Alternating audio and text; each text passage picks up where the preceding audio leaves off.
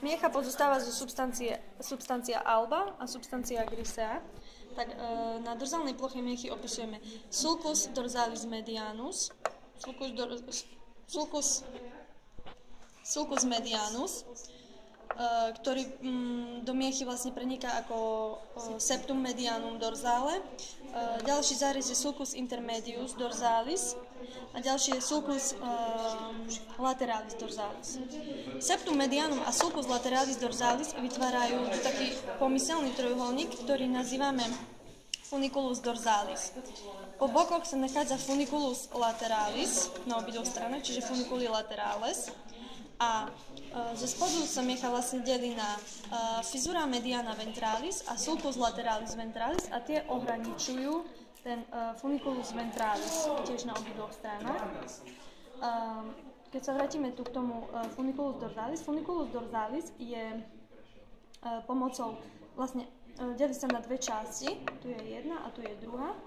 Septum medianum a sulcus intermedius dorsalis vytvára fasciculus gracilis, to je tento menší trojuholník, a sulcus intermedius dorsalis a sulcus lateralis dorsalis vytvárajú fasciculus cuneatus. Ďalej, substancia grisea. Substancia grisea pozostáva z vlastne v strede je canalis centralis, ďalej máme cornua ventralia a cornua dorsalia. Nachádzajú sa tu aj cornua lateralia, ktoré sú však iba v pars thoracicách vytvorené, u ostatných častí sú iba naznačené. Vlastne v sivej hmote, v substancii grisei sa nachádza substancia intermedia centralis, to je tu, a substancia intermedia lateralis, to je tu, tak? No, dobre. Čiže čo sa týka priebehu miechy, tak miecha začína vo foramen magnum a končí približne v strede tej krížovej kosti. Vytvára tam conus medullaris a filum terminale a korene nervov vytvárajú tú caudu equinu. Filum terminale sú vlastne tie zvyšné miechové obaly.